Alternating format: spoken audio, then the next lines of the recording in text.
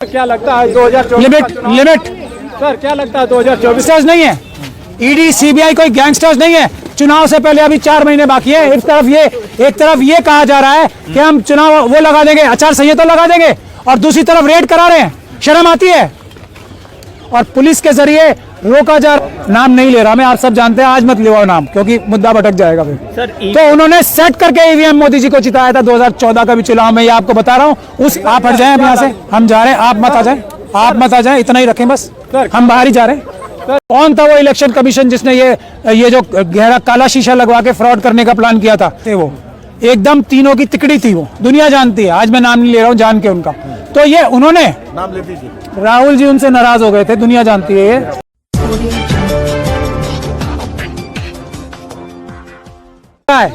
हमें तो तब इसीलिए हम सुप्रीम कोर्ट के सामने ये बताने जाना चाहते। शिवराज सिंह साहब का नाम सुना है किसी ने? सुना है ना, ये वो मुख्यमंत्री थे, आज मुझे नाम याद दिलाना पड़ रहा है उनको। वो मोदी जी से बहुत बड़े नेता हैं। मामा जी की जो बात कर रहा हूँ ना, मोदी जी से बहुत बड़े नेता हैं वो। मोदी जी गुजरात से आते हैं। कितनी लोकसभा की सीटें हैं गुजरात में, मुझे बताएंगे आप? और मध्य प्रदेश में कितनी है पता है ना आप सब लोगों को? तो वो इतने बड़े नेता हैं, मोदी जी से बड़े नेता हैं।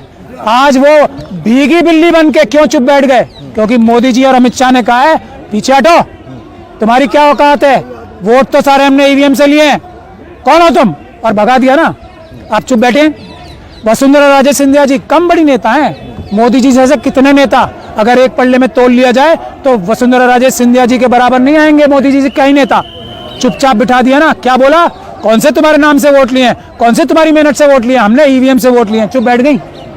उसी तरीके से रमन सिंह साहब कितने बड़े नेता हैं, मोदी जी से तो बड़े ही हैं, उनको भी चुप बिठा दिया ना। ये है ईवीएम की ताकत। आप उनकी बात करें, जिसको चाहा उसको जिताया, जिसको चाहा उसको हराया।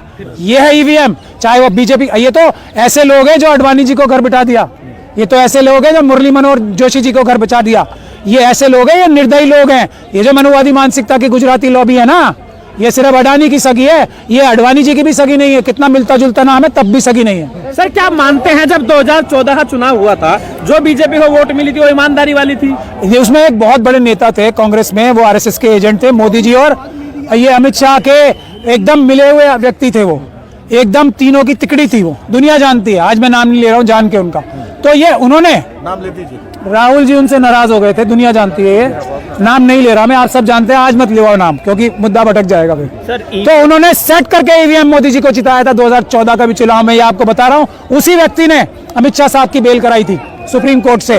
उसी व्यक्ति ने पूरे 10 साल मोदी जी और अमित शाह जी को बचा के रखा था, उनके खिलाफ केस नहीं चलने दिया। एक ही व्यक्ति है जिम्मेदार, कभी नाम मैं बता चुका हूँ पहले। आज नाम इल्जाम लगा रहे हो आप? हाँ? मरने हो जो तो मर चुके, अब के इल्जाम लगा रहे हो? नहीं, मैं इल्जाम की बात नहीं कर रहा हूँ। इल्जाम की बात नहीं है, तथ्य है। जब वो जिंदा थे तब मैं ज्यादा जोर से बोलता था और वो मेरी बात तक कभी जवाब नहीं दे पाए। सारी दुनिया जानती है क्योंकि मैं सच बोलता हूँ। अच्छा एक बात बताइए, जब उम्मीद है कि 2024 में जो लोकसभा का चुनाव है वो बैलेट पेपर से होगा? उम्मीद नहीं, यकीन है। चुनाव सिर्फ और सिर्फ बैलेट पेपर से होगा। जिसमें जितनी ताकत है लगा ले। ये अम्बेडकरवादी लड़ाई लड़ रहे हैं, ये संविधानवादी लड़ाई लड़ रहे हैं, ये और लोग नहीं है। एक बात लग गई तो क्या होगा? हाँ, कल आचार संहिता लग गई। आचार संहिता क्या संविधान से बड़ी है? इलेक्शन का डेट पे ये जब हम कह रहे हैं कि ये इलेक्शन कमीशन, अभी मैंने आपको एक एग्जांपल दिया है ना, कौन था वो इलेक्शन कमीशन जिसने ये जो गहरा काला शीशा लगवा के फ्रॉड करने का प्लान किया था? ऐसे क्रिमिनल्स को हम मानेंगे कुछ? समझिए। और आज का इलेक्शन कमीशन मुझे लग रहा है ईमानदारी की तरफ बढ़ रहा है। उसने मना नहीं किया हमें। कल हम 50 से लेने जा रहे थे, शायद तैयार रखी होंगी, तो अमित शाह साहब इतना डर गए कि उन्होंने हमें बाहर ही नहीं जाने दिया। कहीं कोई ईमानदार इलेक्शन कमीशन का ऑफिसर आके 50 छोड़ो एक भी हम अगर हमारे हाथ में दे दी तो अमित शाह साहब का तो सारा खेल ही बिगड़ जाएगा, 4 भी सीटें आनी मुश्किल पड़ जाएंगी। इसीलिए हुआ, इसीलिए पुलिस को आगे क्यों किया गया? कल आपको गिरफ्तार कर लिया गया था सर रास्ते से। इसलिए मुझसे डर के नहीं, ईवीएम से डर के, कहीं ईवीएम हमारे हाथ ना आ जाए। सब लोगों ने, अधिवक्ता और आम नागरिक हैं। आम नागरिक तो सब इलेक्शन जो पार्टी है ना, पॉलिटिकल पार्टीज, उनके भी मालिक हैं। पूरे देश के मालिक तो आम जनता ही है ना। जब मालिक आ गए, अभी तक कहीं पर किसी राजनेता ने नहीं धरना दिया और ना ही कहीं। नहीं, आपको ऐसा शायद पता नहीं है ठीक से। राजनेताओं ने चिट्ठी लिखी है, सबने राजनेताओं ने सबने एक्शन लिया है। सर सुप्रीम राजनेता, आप हट जाएं यहाँ से, हम जा रहे हैं, आप मत आ जाएं, इतना ही रखें बस, हम बाहर ही जा रहे हैं। सर क्या लगता है 2024 लिमिट सर क्या लगता है 2024 का चुनाव बैलेट पेपर से हो सकता है? बिल्कुल 100% बैलेट पेपर से ही होगा।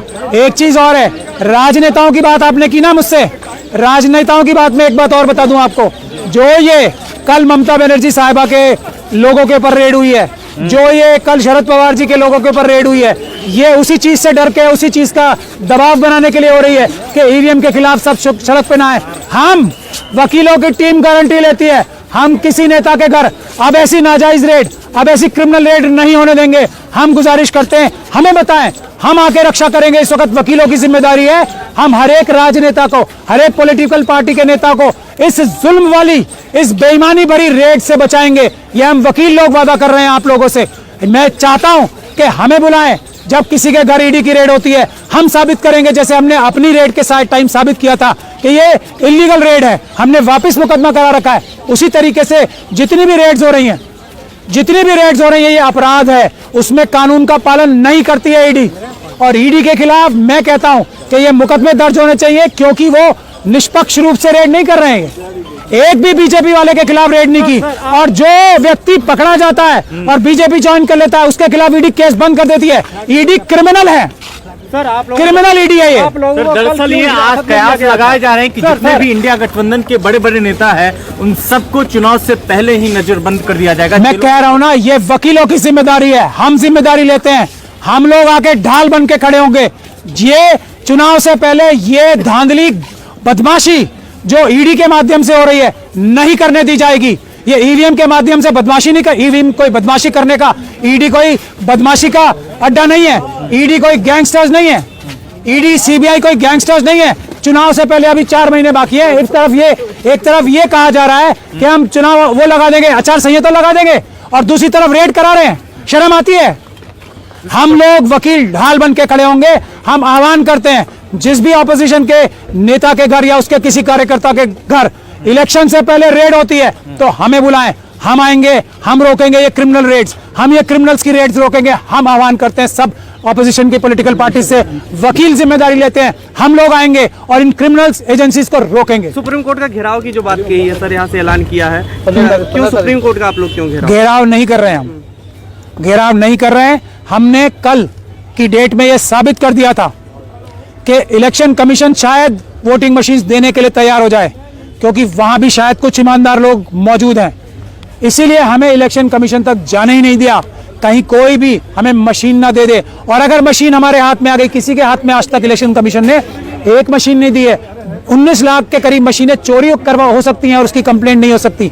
एक मशीन हमें नहीं दे सकते, किसी पॉलिटिकल पार्टी को एक मशीन नहीं। तो कल हमने यह साबित कर दिया था कि इतना बड़ा धोखा, इतना बड़ा घोटाला हो रहा है और पुलिस के जरिए रोका जा रहा है हमें। तो तब इसीलिए हम सुप्रीम कोर्ट के सामने ये बताने जाना चाहते हैं कि 15 तारीख को हम ये सिर्फ जन भावना सुप्रीम कोर्ट को बताने जाते हैं। पूरा देश, आप जो हमारे जितने बयान आ रहे हैं, जितने हमारे स्टेटमेंट्स आ रहे हैं, उसमें देख लीजिए। मैं आप सब लोगों से गुजारिश करता हूं, आप जाके सब लोग कमेंट्स देख लें। उसमें 95% से ज्यादा लोग, 95% से ज्यादा लोग हमारे साथ खड़े हैं, ईवीएम के खिलाफ, पेपर बैलेट के समर्थन में खड़े हैं। ये 5% लोग वो हैं जो उनकी पेड टीम है, ये वो हैं जो उनके 2 रुपए वाले या 1 रुपए वाले, या हो सकता है क्योंकि पैसे ज्यादा खर्च करने का समय आ गया इलेक्शन से पहले, और महंगे पैसे देके जो उन्होंने अपनी टीम्स लगा रखी हैं मीडिया मैनेज करने के लिए, वो सिर्फ वो लोग हैं। अदरवाइज इस देश में सिर्फ वो ही पेपर बैलेट का विरोध करेगा जो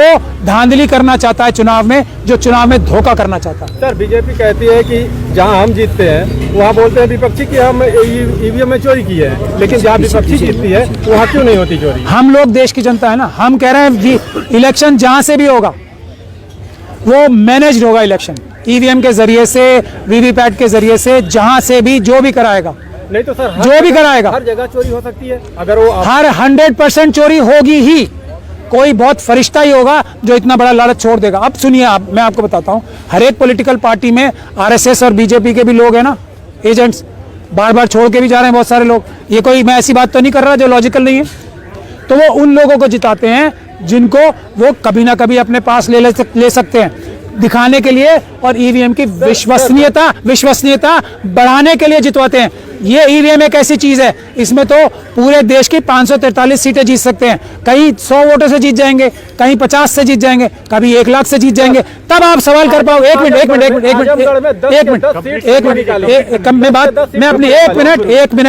मिनट पहले मैं अपनी सवाल, मैं भाग नहीं रहा हूं, मैं मोदी जी की तरह नहीं हूं जो आप लोगों को फेस नहीं करूंगा। मैं पहली बात ये बोलता हूं, जर्नलिस्ट को मैं उसको मानता हूं जो सामने खड़ा है व्यक्ति उससे सबसे कड़वा सवाल पूछे। वो जर्नलिस्ट नहीं है जो लिहाज करके सवाल पूछता है। तो मेरी बात सुन लें आप, मैं ये कह रहा हूं कि कंट्रोल हाथ में है। किसी को जिताना है, किसी को हराना है, किसी को 1 वोट से जिताना है, किसी को 1 लाख वोट से जिताना है, या 5 लाख वोट से जिताना है, ये सब किसी एक आदमी के हाथ के कंट्रोल में आ जाता है। तो वो अब सरकारें किसकी बन रही हैं, सेंटर में किसकी सरकार बन रही है और किस तरीके से बन रही है, वो महत्वपूर्ण बात है।